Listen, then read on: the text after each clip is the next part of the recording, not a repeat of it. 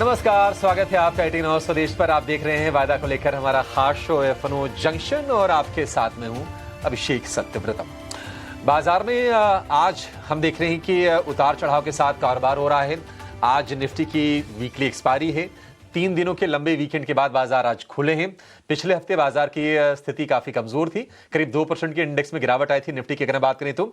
और आज भी हम देख रहे हैं कि काफी ज्यादा वोलेटाइल मार्केट आपको दिखाई देगा। एडवांस डिक्लाइन रेशियो हम देख रहे हैं कि थोड़ा टिल्टेड है मंदी वाले शेयरों की तरफ, क्योंकि करीब 1750 शेयर गिरावट वाले हैं और 1100 शेयर इस वक्त हम देख रहे हैं कि तेजी के साथ कारोबार करते हुए आपको नजर आएंगे।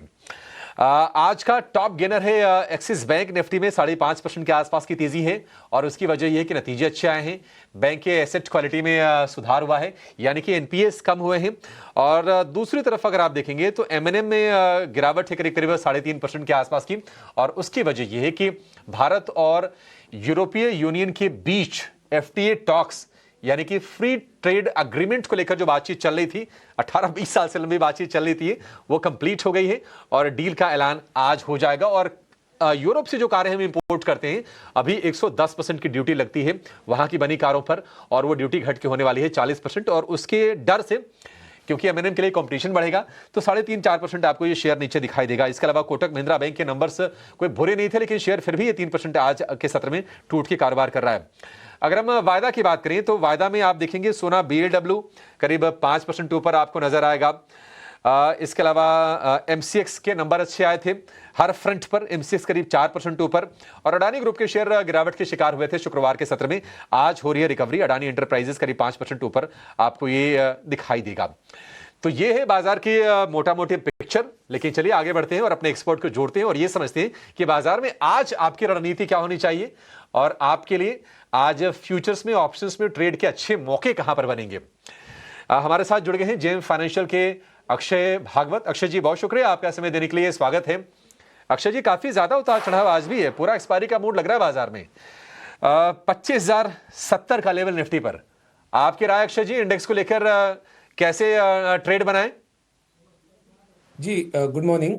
तो देखिए, वोलेटिलिटी की है। अगर आप वोलेटिलिटी इंडेक्स को देखिए तो करीबन एक पॉइंट था सुबह 10% के ऊपर चला था, 16 तक हाई मारा था इंडिया विक्स ने। और एक्सपायरी डे है तो जाहिर सी बात है वोलेटिलिटी जो गए हफ्ते से चल रही है बाजार में वो चलता रहेगा, क्योंकि सेलिंग प्रेशर का दबाव अभी भी एफआई की तरफ से जारी है इंडेक्स में। और अगर लेवल बेस्ड ट्रेडिंग आज के दिन के लिए, इंट्राडे के लिए आप रखना चाहे तो जो 24,950 बेसिस स्पॉट निफ्टी, ये एक बहुत ही इंपॉर्टेंट सपोर्ट जोन होगा। जब तक ये सपोर्ट होल्ड कर रहा है, आप उम्मीद कर सकते हैं कि दोबारा एक बार निफ्टी डे हाई करीबन 25,150 तक वापस दोबारा उछल सकता है। तो आज का जो ट्रेडिंग रेंज रहेगा 24,950, ऊपर में करीबन 25,200, मोटा मोटी ये रेंज में निफ्टी ट्रेड होगा।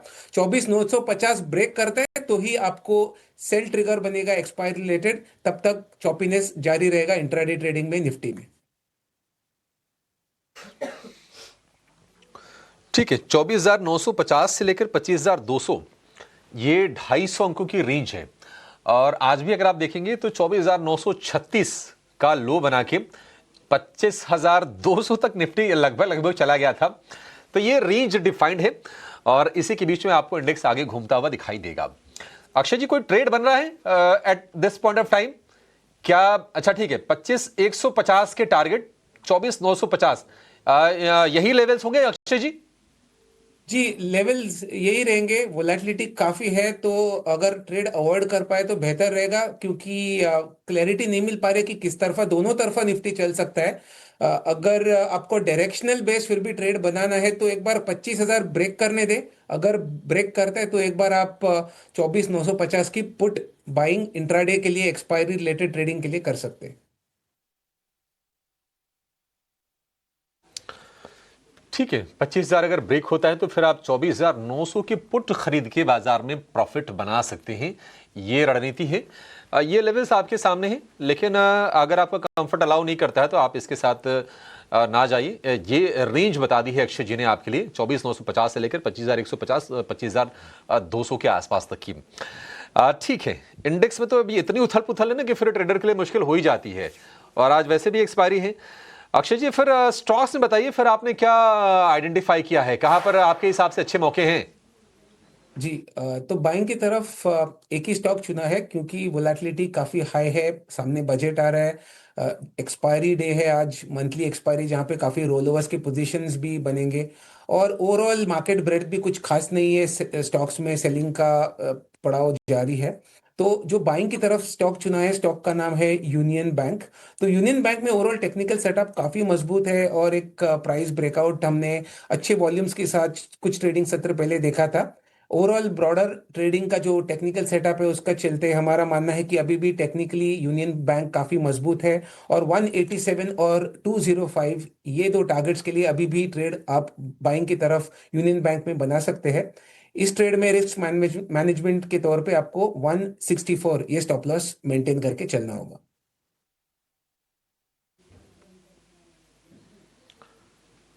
ठीक है, यूनियन बैंक को लेकर ये व्यू हो गया। 164 रुपए का स्टॉप लॉस लगा लीजिए और 187 रुपए और 205 रुपए के ये टारगेट होंगे।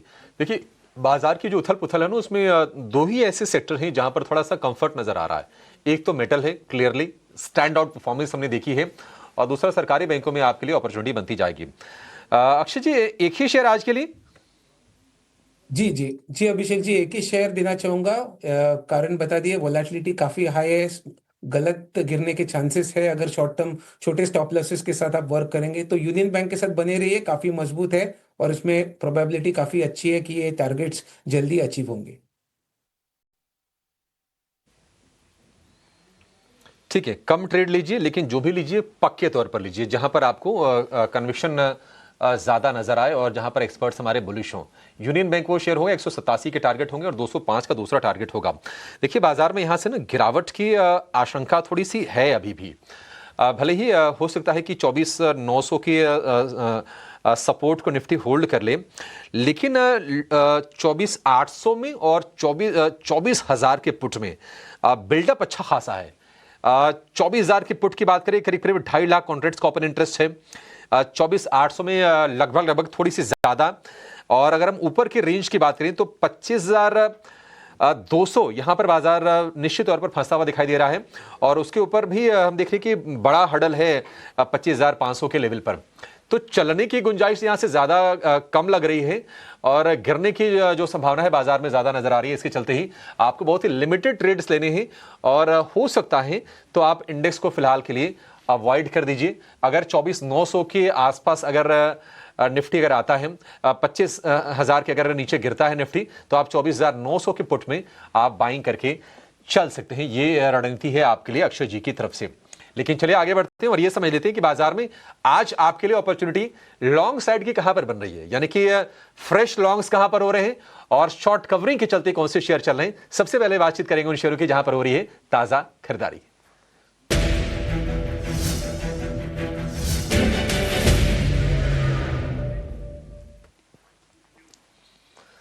तो अगर हम ताज़ा खरीदारी की बात करें तो आज आप देखेंगे कि अडानी ग्रीन में बड़ी अच्छी पोजीशन बनी है। इसके अलावा अंबुजा सीमेंट में करीब करीब 2.5% के आसपास की तेजी आपको नजर आएगी। एमसीएक्स में भी हम देख रहे हैं कि आज स्ट्रेंथ अच्छी है। इसके अलावा प्रीमियर एनर्जीज, यूपीएल कुछ ऐसे शेयर हैं जहां पर हमें फ्रेश बाइंग होती हुई नजर आ रही है। अक्षय जी, आपसे ही जान लेते हैं, इन चारों शेयर जो सामने हमने रखे हैं, आपका कंफर्ट कहां पर अलाउ करता है? क्या आपको लगता है कि यूपीएल में जो बाइंग आ रही है लोअर लेवल से सस्टेन कर पाएगी?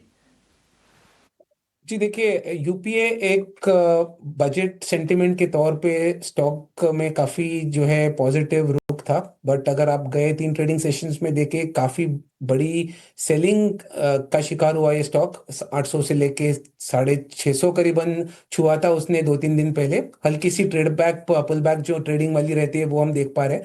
तो फिलहाल लॉन्ग करने की रणनीति न बनाए, पुल बैक रिकवरी रैली है मेरे हिसाब से। 720 725 पे वापस सेलिंग का दौर इसमें दोबारा देखने को मिल सकता है। तो यूपीएल अवॉइड करने की राय है बाइंग की तरफ।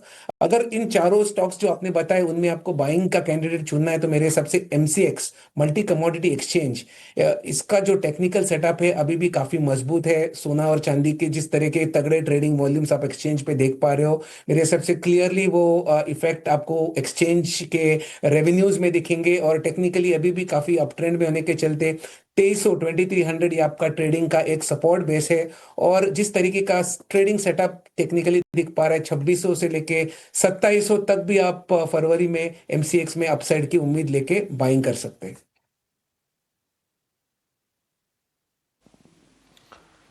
ठीक है, एमसीएक्स को लेकर ये व्यू हो गया, लेकिन एक और शेयर जो मैं आपसे अक्षय जी पूछना चाहूंगा और वो है भारत डायनेमिक्स का।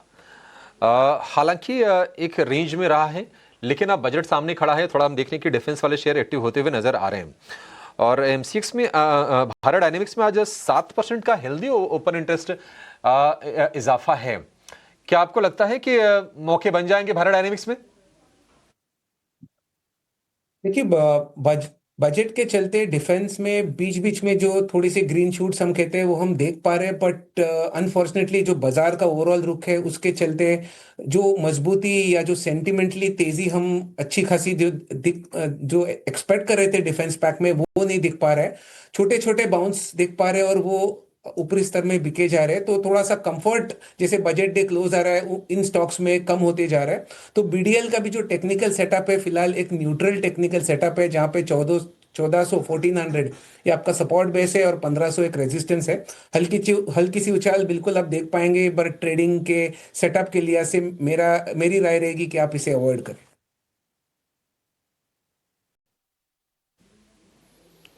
ठीक है, अवॉइड करने की सलाह है भारत डायनेमिक्स को भी। लेकिन जरा ये देख लेते हैं कि आज कहां पर शॉर्ट्स कट रहे हैं, शॉर्ट्स की कवरिंग कहां पर हो रही है। अडानी एंटरप्राइजेज में भी हमने देखा था कि भारी गिरावट आई थी, शुक्रवार के सत्र में लगभग 10% ये शेयर टूट गया था। आज अच्छी तेजी, और आज आपको ये एक्सिस बैंक के बाद सेकंड हाईएस्ट गेनर है निफ्टी में और वायदा में भी। वायदा का तो खैर टॉप गेनर है, ये करीब 6% के आसपास के गेंस हैं आज आपको अडानी एंटरप्राइजेज में नजर आएंगे। कैम्स की बात करें, आज तो सारे के सारे कैपिटल मार्केट वाले शेयर चल रहे हैं, चाहे कैम्स हो, बीएससी हो, अभी हमने एमसीएक्स की बात की, सभी चल रहे हैं। नैल्को में 2.5% की तेजी। नैल्को हिंडाल्को आज मेटल में फिर से हम अपमूव देख रहे हैं, एल्युमिनियम वाले काउंटर्स में हिंदुस्तान जिंक, हिंदुस्तान कॉपर, ये सारे के सारे शेयर चल रहे हैं। और श्री सीमेंट में अल्ट्राटेक के नंबर अच्छे आए थे और अल्ट्राटेक तो ऊपर है ही 2-2.5% के आसपास, लेकिन श्री सीमेंट में भी 1.5% के आसपास की तेजी है। एक तो सामने बजट खड़ा है, इंफ्रा कैपेक्स को लेकर अनाउंसमेंट होगा तो सीमेंट भी बेनिफिशियरी होता है, और साथ ही Q3 एक बेहतर तिमाही साबित होती है। देखते हैं कि नंबर वगैरह कैसे आते हैं इनसे निकल के। शॉर्ट कवरिंग वालों में से आपका कन्विक्शन अक्षय जी कहां पर है? नैल्को और श्री सीमेंट को लेकर मुझे राय चाहिए। तो देखिए, मेरे हिसाब से अगर टॉप एक स्टॉक चुनना है, चारों जो स्टॉक्स आपने बताए उनमें, तो क्लियरली वो स्टॉक का नाम नैल्को ही होगा, क्योंकि मेटल्स में कोई रोक टोक नहीं है, एक तरफा तेजी है, बाजार में क्या हो रहा है उससे कुछ लेना देना नहीं है। अंतरराष्ट्रीय बाजार में जिस तरीके के रिकॉर्ड हाई आप मेटल्स में देख पा रहे हैं, क्लियरली वो रब ऑफ इफेक्ट अपने डोमेस्टिक मार्केट में मेटल्स पैक में बनता आ रहा है। तो अगर चॉइस करना है तो नेशनल एल्यूमिनियम सबसे बेहतरीन है, एक अच्छी खासी अप ट्रेंड अभी भी स्टॉक में जारी है, और मेरे हिसाब से 400 की और मोस्टली शॉर्ट टर्म ट्रेडिंग के लिहाज से स्टॉक टेस्ट करेगा, ये मेरा मानना है। 375 ये आपका सपोर्ट बेस है, जिसके नीचे आपको एक स्टॉप लॉस मेंटेन करना होगा ट्रेडिंग के लिए, पर 400 का टारगेट जोन बनता हुआ दिख रहा है नैल्को में। और दूसरा स्टॉक, अभिषेक जी आपने पूछा श्री सीमेंट के बारे में, तो श्री सीमेंट का जो है एक शॉर्ट टर्म के लिए अभी भी एक न्यूट्रल अप्रोच रहेगा, जहां पे 28,000 ये आपका रेजिस्टेंस है और 26,500 ये आपका सपोर्ट है। कोई टेक्निकली ट्रेड बन नहीं पा रहा है इसमें, क्योंकि एक न्यूट्रल सेटअप चल रहा है इसमें। तो अगर है आपके पास तो होल्ड करके चले, 26,500 ये आपका स्टॉप लॉस बनेगा, और 28,000 के आसपास अगर बजट के पहले एक हल्का सा उछाल मिल जाए, वहां पे आप इसमें एग्जिट बना ले, पर नो ट्रेडिंग है। सिर्फ नैल्को मेरा बेस्ट चॉइस रहेगा शॉर्ट कवरिंग कैंडिडेट की लिस्ट में से। ठीक है, नैल्को ही चुनिए। श्री सीमेंट वैसे भी थोड़ा सा अंडर परफॉर्मर रहा है, अगर आप 6 महीने में देखेंगे तो शेयर आपको नेगेटिव दिखाई देगा, और साल भर में इसकी जो चाल रही है वो जिस तरह की चाल हमने निफ्टी के देखी है, लगभग वही रिटर्न्स आपको श्री सीमेंट में मिलते हुए दिखाई दिए हैं। तो ये राय होगी। इस बीच रेमंड लाइफस्टाइल के नतीजे आ गए हैं। आप देखिए, आय इनकी 1754 करोड़ रुपए से बढ़कर है 1849 करोड़ रुपए, तो आय में लगभग 95 करोड़ रुपए के आसपास का इजाफा हम रेमंड लाइफस्टाइल में देख रहे हैं। ये आंकड़े आपके सामने नजर आएंगे। शेयर करीब 1% ऊपर। रेमंड लाइफस्टाइल पर एक व्यू लेते हैं। अक्षय जी, आपकी राय रेमंड लाइफस्टाइल को लेकर? जी, तो रेमंड लाइफस्टाइल में देखिए मेरे हिसाब से काफी तगड़े वॉल्यूम्स हमने गए आधे घंटे में बनते हुए देखे हैं। स्टॉक ऑलमोस्ट एक लाइफ टाइम लोज पे चल रहा है, और ये जो लोज है वो एक ट्रेडिंग सपोर्ट जोन है, क्योंकि कहीं ना कहीं हमने एक रिकवरी 5-6 महीने पहले 800-900 के स्तर से थोड़ी सी बनती हुई दिखी थी 1200 तक। तो ट्रेडिंग के लिहाज से स्ट्रिक्टली अगर आप 1-1.5 महीने का स्ट्रिक्ट स्टॉप लॉस के अप्रोच के साथ टेक्निकली अगर इस स्टॉक को इस स्तर पे देखना चाहे तो बहुत ही एक मजबूत पोटेंशियल ट्रेड बन रहा है तेजी की तरफ। आपका स्टॉप लॉस बनेगा 850, 850, एक पोजिशनल ट्रेड होगा, मिनिमम 1 मंथ प्लस की होल्डिंग बनेगी इसमें। और थोड़ा सा समय देके चले आपको लिविंग असाइड बजट में क्या होगा इसमें। तो मेरे हिसाब से 1100 तक 2 से 3 महीने के टारगेट्स वापस दोबारा ओपन हो सकते हैं। तो एक ट्रेडिंग बाउंस बैक के लिए रेमंड बाय करने की सलाह होगी विच स्टिक स्टॉप लॉस अप्रोच 850 का।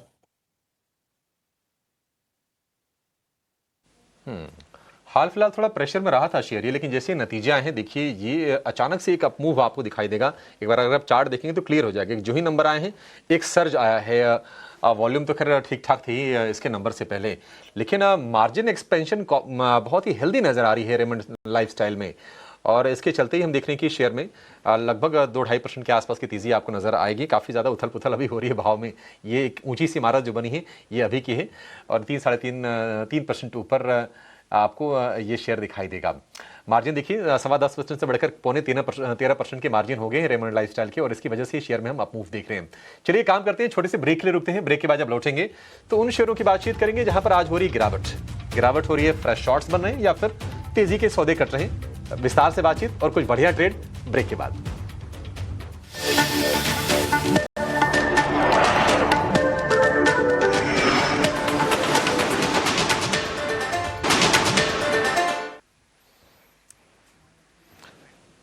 ब्रेक के बाद आपका फिर से स्वागत है एफएनओ जंक्शन में। बाजार में हम देख रहे हैं कि उतार चढ़ाव बना हुआ है, और निफ्टी में इस वक्त जो तेजी है लगभग 55 अंकों के आसपास की है। निफ्टी बैंक की बात करें तो 225 अंकों की मजबूती आप निफ्टी बैंक में देखेंगे, और उसकी वजह यह है कि एक्सिस बैंक में आज सॉलिड परफॉर्मेंस निकल के आई है, और ये शेयर है 5.5% ऊपर। लेकिन तेजी के शेयरों की बातचीत हमने ब्रेक के पहले कर ली है। अब बातचीत करते हैं उन शेयरों की जहां पर आज के सत्र में हो रही है ताजा बिकवाली।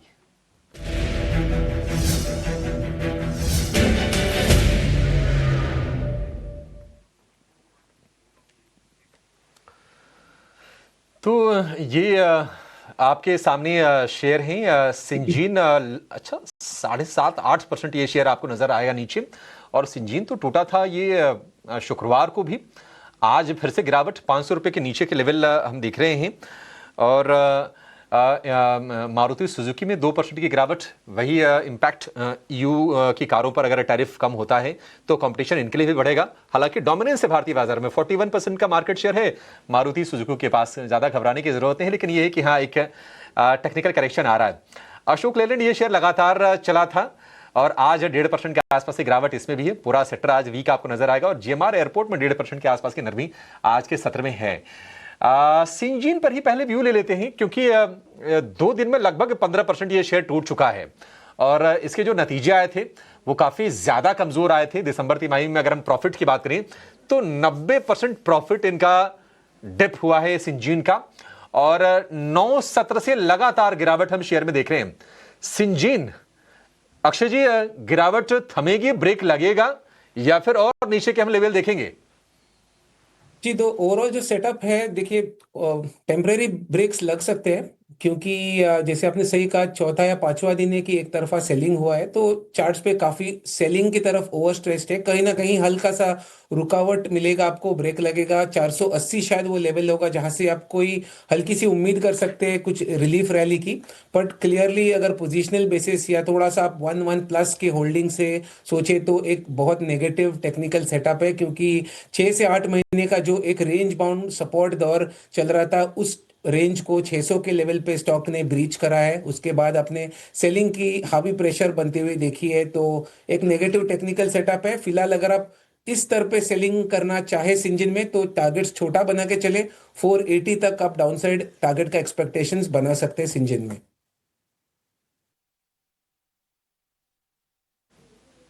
ठीक है, सिंजीन को लेकर ये व्यू हो गया, थोड़ा सा और नीचे जाने के लिए तैयार है। और देखिए इसकी वजह ये भी है ना कि नतीजे तो कमज़ोर थे ही, उसके बाद जो ब्रोकरेजेस के रिपोर्ट्स आई वो भी काफ़ी नेगेटिव आई। जेफरीज ने अपनी रिपोर्ट जारी की, बहुत हम इज्जत के साथ नाम लेते हैं जेफरीज का, और उन्होंने स्टॉक को डाउनग्रेड किया, अंडर परफॉर्म की रेटिंग दी है, और जो टारगेट पहले 660 थे उसको घटा के कर दिए हैं 480 के, और हम देख रहे हैं कि उससे ज़्यादा दूर आपको ये शेयर नज़र नहीं आएगा। लगभग 9% टूट गया है कल शुक्रवार की भारी गिरावट के बाद भी। अशोक लेलैंड में क्या करने चाहिए अक्षय जी, क्योंकि Ashok Leyland one of the strongest counter in auto pack और नंबर्स भी लगातार अच्छे आए हैं। क्या राय होगी आपकी, ये जो करेक्शन आ रहा है क्या एक एंट्री की अच्छी अपॉर्चुनिटी है अशोक लेलैंड में?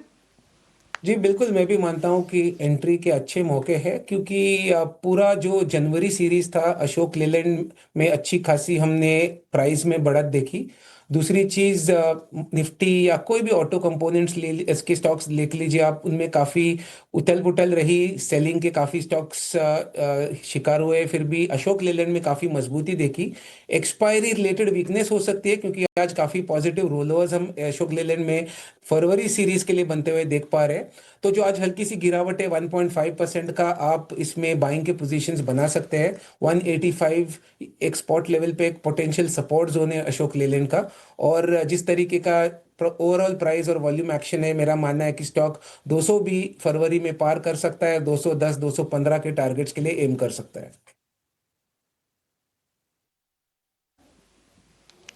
ठीक है, 200 भी पार करेगा, 215 220 भी एम करके आप चल सकते हैं अशोक लेलैंड के शेयर में। और जो स्टॉप लॉस होगा 185 का होगा। आज के ट्रेड में आपने एक चीज गौर की होगी कि जो भी शेयर आपको अक्षय जी बता रहे हैं ना, स्टॉप लॉस बहुत नजदीक का है। और इसका मतलब एक ये भी आप निकाल सकते हैं कि बाजार में अभी जो कंसोलिडेशन है, जो वीकनेस है, ऐसा लगता नहीं कि वो ओवर हो गया है, वो रिस्क बरकरार है। तो आप स्टॉक तो चुनिए, लेकिन स्टॉप लॉसेस नज़दीक का रखिए, ताकि अगर मान लीजिए कोई रिवर्सल आता भी है तो आपको ज़्यादा नुकसान ना हो। भले ही प्रॉफिट ज़्यादा ना हो, लेकिन आपका पैसा डूबना नहीं चाहिए बाजार में, आपको नुकसान नहीं होना चाहिए। इसकी भी हम कोशिश करते हैं अपने इस शो में, एफएनओ जंक्शन में। लेकिन चलिए, वक्त हो गया है शो को यहीं पर समाप्त करने का। अक्षय जी बहुत शुक्रिया, आज आपने समय निकाला और तमाम शेयरों पर आपने अपनी बेशकीमती राय हमारे दर्शकों तक पहुंचाई। Thank you so much sir. फिर से आपसे मुलाकात होगी। फिलहाल इस शो में इतना ही। ब्रेक के बाद आपका शो योर स्टॉक्स। नमस्कार।